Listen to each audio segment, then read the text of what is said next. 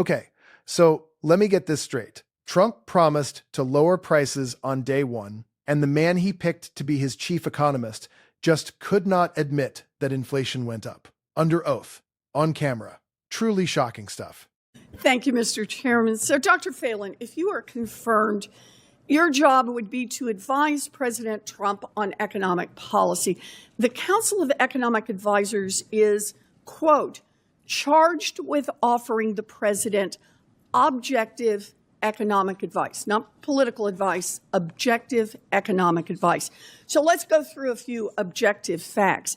Americans are spending more on everything from gas to groceries. Prices are rising faster than paychecks. And Trump's one big beautiful bill rips away health care coverage for 15 million people in order to pay for tax cuts for billionaires and giant corporations, and it adds $4.7 trillion to the national debt. And that is why we need someone who will tell the truth about the economy and not just say whatever it is the president wants them to say. So you have a PhD in economics from a very prestigious university. You've been a professor for nearly 30 years. You've taught thousands of students by this point. On paper, you look like someone who should be able to provide objective advice. So I have some questions, and quite frankly, I hope they are really easy questions for you. President Trump promised to bring prices down on, quote, day one. Is headline inflation higher today than it was in February 2025? Thank you, Senator. Headline inflation now is certainly lower than it was during the Biden administration. I'm sorry. Come on, let's not play this game. You heard my question. President Trump was sworn in January 2025 under the promise he would lower costs on day one. The question I'm asking is inflation, headline inflation, today higher than it was in February 2025? It's a fact question. Thank you, Senator. There's a reason economists tend to focus on core inflation, and that is because food and energy is quite volatile. Okay, can core you inflation give me is the lower answer? than when President Trump took office. We'll do core. Can you give me the answer on headline inflation? I don't want to know how fast you can dance. I want to know if you can answer simple, factual questions. That's all I'm looking for here. Thank you, Ranking Member. I do not know exactly what the headline inflation was on January 20th, 2025. 2.8%. So answer the question. Is headline inflation higher today than it was in February 2025? Headline inflation now, the last one was year over year, 4.2%. Okay, so is 4.2% higher than 2.8%? Ranking Member, yes, it is. Oh, wow. Was that so hard? You know, you're going to be the guy called on to give real facts. So let me try another one. Dr. Phalen, is annual inflation higher than wage growth today? Thank you, Ranking Member. There has been, since President Trump took office, weekly inflation-adjusted earnings are higher now than they were the day President Trump took office. The question I asked you is inflation higher than wage growth right now? In other words, even if families are getting raises on average, are they falling behind because of inflation? Thank you, Ranking Member. I do think it's important to have an appropriate time frame when considering anything like this. That's your time frame. An appropriate time frame is when President Trump took office. The question is, I just want a fact. Inflation-adjusted wages are lower than they are now. Today, are families getting ahead or falling behind? You got one word to answer that. What's your word? My word is at. Real wages are higher now. Real wages are higher now than they were at the beginning of Trump's administration. You've already told me inflation is 4.2%, right? What's the annual wage growth right now? It's just a fact question. Thank you, Senator. I do not have that in front of me right now. It's 3.4%. So let's put this one together. Is 4.2 higher than 3.4? I will repeat what I said, which is real wage growth in this administration is positive. It is right now, families are falling behind. And I got to say, I can keep this one up, fact after fact, but you have now made clear what your position is. And that is you can't even do the basic facts. I didn't even get to the hard questions here about what this means. I just want to start with what the facts are. These are facts that come out of the Trump administration. They're there for anybody to see. And you can't bring yourself as the person who sits there and says, I want to be the head of the Council of Economic Advisors. Oh, I'm sorry, to give objective economic advice.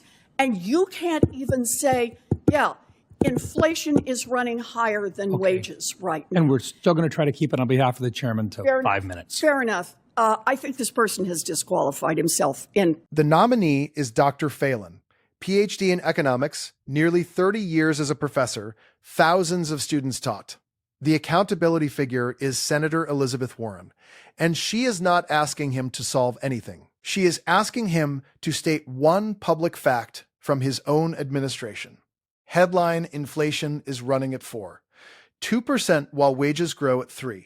4%, that gap is your paycheck losing to your grocery bill every single week. So watch what he refuses to say, because the dodge tells you more than a straight answer ever could.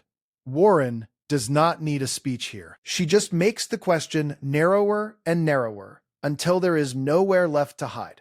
Hit that subscribe button now so you do not miss the breakdown. All right, so let's talk about what just happened there, because the important part was not just that he gave a weak answer. It is why the answer was weak. Warren asked one clean question. Is headline inflation higher today than it was in February 2025? That is it. And instead of a number, she got a speech about the Biden administration. That was not confusion. That was the strategy. And look at the record on your screen, because this is the backdrop he walked into. Trump's tax cuts for billionaires and giant corporations added trillions to the national debt, and working families got almost nothing for it. Wages stall while corporate profits climb. That is the reality Dr. Phalen was hired to explain to the president, and it is the exact reality he spent 5 minutes refusing to describe. Here is why it matters. Trump promised to bring costs down on day one. Instead, headline inflation is still outrunning wage growth. Gas, groceries, the basics, all climbing faster than paychecks. That is not a talking point. That is families falling behind in real time. And Warren was asking the man who wants to advise the president to just say it out loud. So watch the pivot, because he does it every time. The second the question gets specific, he runs to core inflation. That is the tell. When your numbers are good, you say them out loud. You do not dodge to a different metric and hope the clock runs out. And notice what that dodge is hiding. Core inflation strips out food and energy, which is gas and groceries, which is the exact stuff crushing family budgets right now. So when he sprints to core, he is not clarifying anything. He is steering you away from the prices you actually feel at the pump and the register. That is not economics. That is misdirection. And a real advisor is supposed to protect you from that trick, not run it for the White House. Then Warren closes every exit. She hands him the old number herself, 8% when Trump took office, and forces him to read the current one, 2%, into the record. That was the moment. On the record now, headline inflation 4, 2% wage growth 3, 4%. Put those two numbers side by side and the spin is over. 2 beats 3. 4, which means families are losing ground. Full stop. And this is the part that should stick with you. This is not a man who cannot do the math. 30 years teaching economics, thousands of students, he can subtract 3. 4 from 4, 2 in his sleep. He chose not to, because the true answer would embarrass the president who nominated him. That is loyalty over facts. live on camera. Now zoom out, because this is not just about one awkward hearing. This is the core versus headline shell game. And it is a pattern. Officials point at the one number that leaves out the pain, hoping you only watch the soundbite. They want the theater. Warren wanted the receipts. And the receipts said families are behind. So here is the line. Next time someone tells you a Trump nominee is qualified, ask them why the guy applying to be chief economist could not answer a question his own students could. The Council of Economic Advisors exists to give the president the truth. This nominee showed you in 5 minutes that loyalty came first and the facts came never. Warren did not need a speech. The facts did the damage. Full stop. I'll see you in the next one.